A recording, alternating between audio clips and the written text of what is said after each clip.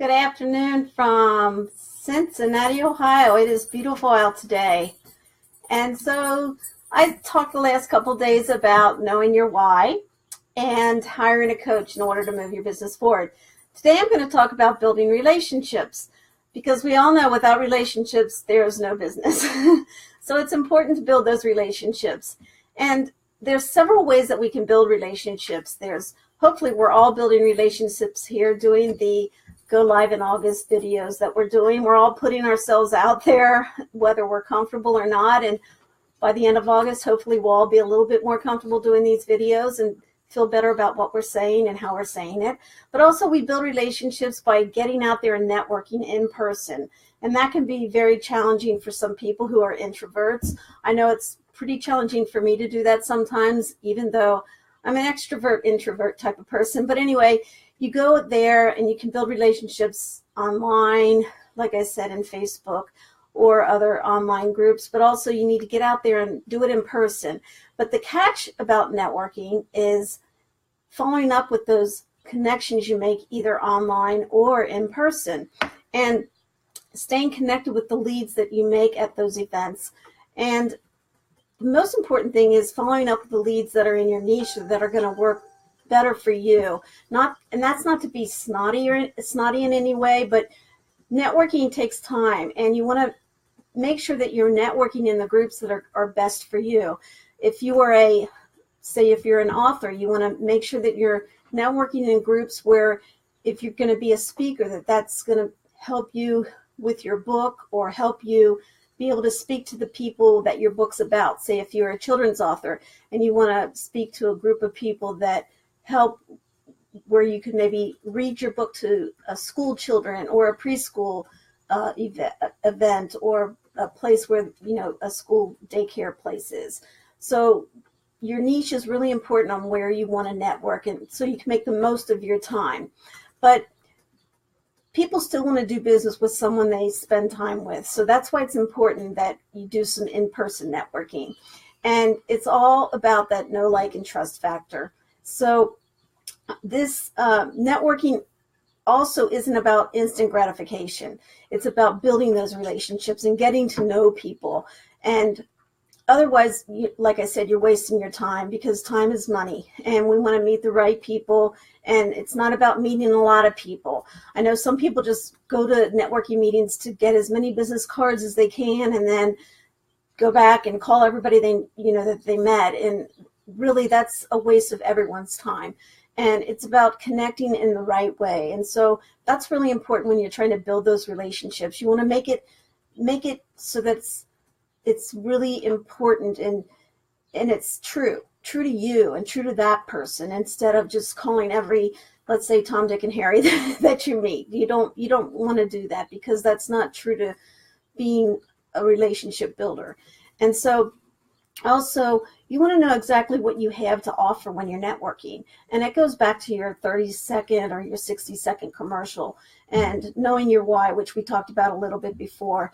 But you want to know what it is you're trying to sell to those people, or not sell. That's not what relationship building is about. But what you're trying to tell those people that you have to offer them, what it is you have to offer them, and how you could even help them with a referral or build the relationship that way. If they're needing something, what could you suggest to them that you could help them with? It's all about building that relationship, getting to know them for that, again, know, like, and trust factor. So having also a networking goal is important, like for an objective when you go to a networking meeting. If you have an objective to meet 3 people that you would like to connect with and maybe have coffee with and find out more about them. Maybe that's a goal for you at a networking meeting. Or maybe you just want to go to a networking meeting and find a group. If it's the first time you've been there, just kind of go and check it out. See if it's a place that you want to go to another time. But have a goal each time you go to a networking meeting. Or if you're going to a big conference, there's a big conference that you're going to go to, maybe have a goal for that conference. Maybe if it's a week-long conference, have a goal for each day that you're there for networking, that you can say, I want to do A, B, and C when I'm there. so that you have those goals when you're meeting people and building those relationships. So that's a great networking goal and how you can build those relationships. And one way that we keep track of that, keeping track of how you build those relationships and who it is you're meeting is important. And so what we do is right now we're just keeping that in an Excel spreadsheet. So we keep track of the people we meet, the names, the date we met them, where we met them. And then we have a schedule of how we follow up with those people, and if we want to meet them for coffee, or if they want to meet us for coffee, and we meet them, and then we just keep notes and follow up with them. And did you know that back just a few years ago, I think it was, you reach people 7 to 9 times before they really remember you. And I know now the statistics, I think I just heard the statistics are, it's 11 to 17 times that someone needs to point you or hit that point with you before they'll even remember you and want to do business with you or remember who you are. So 17 times, that is huge. So make sure that you're remembering that, and that plays an important part on who you're meeting to build those relationships. And one example of that is, this is not funny, but kind of funny. Our coach just told us back in our retreat back in February that she had been reaching out to a potential client for 5 years.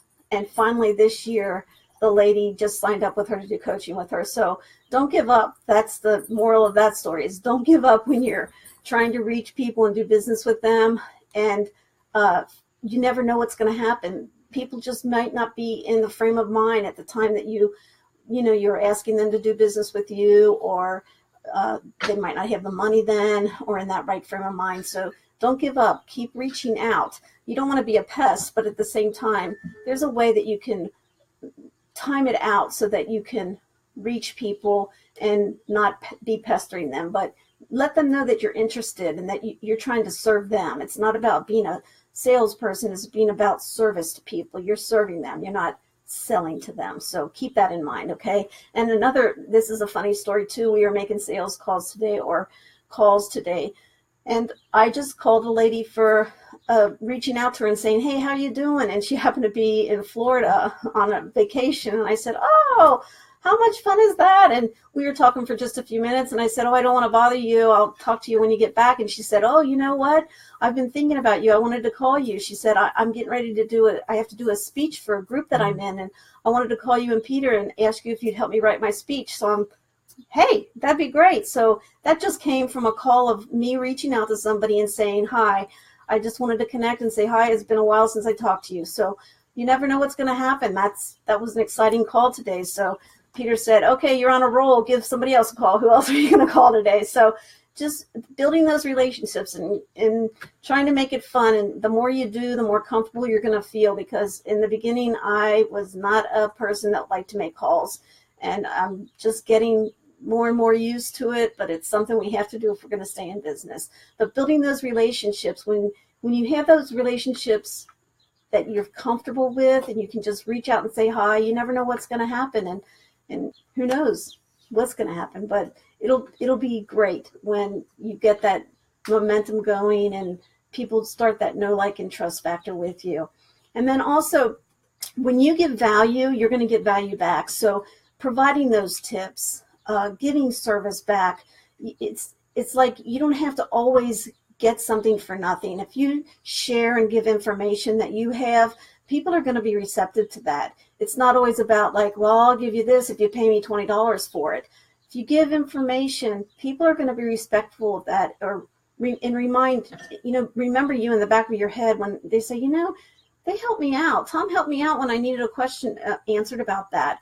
And that's ways of service, giving service to people. And that's building, again, that know, like, and trust factor. Are you sick of me saying that yet? Know, like, and trust factor. But anyway, that's what it's all about. And so also, when you're networking online, like we talked about, you might find out that Facebook works for you. Other people might find out that Instagram or LinkedIn is the place for them.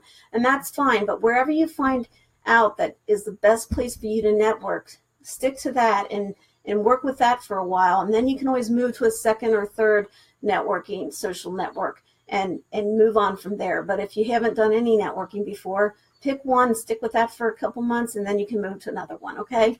So one other thing I want to bring up before I stop chatting today is, since we work with people who are authors and speakers and want to write their book, connecting and building that relationship with people is really important. And you want to start doing that really before you start putting your pen to paper. And that means before you start writing your book.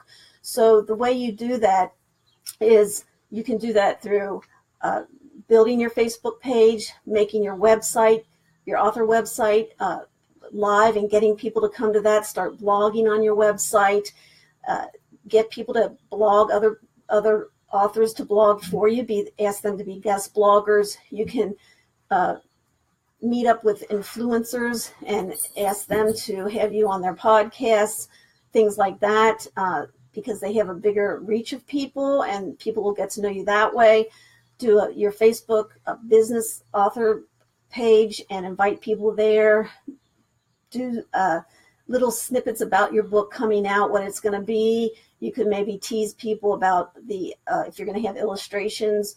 We did a child's book for an author she just launched in July, and we did a little bit of illustrations to tease people about what the book was going to be about. We did different types of quotes that had to do with the book. And so those are just some things that you might want to do. But when you start doing a book and writing your book, you want to start marketing at that time. So those are my tips for today about building relationships. And I'd love to hear any comments you have. And you have a great evening. I'll talk to you tomorrow. Bye.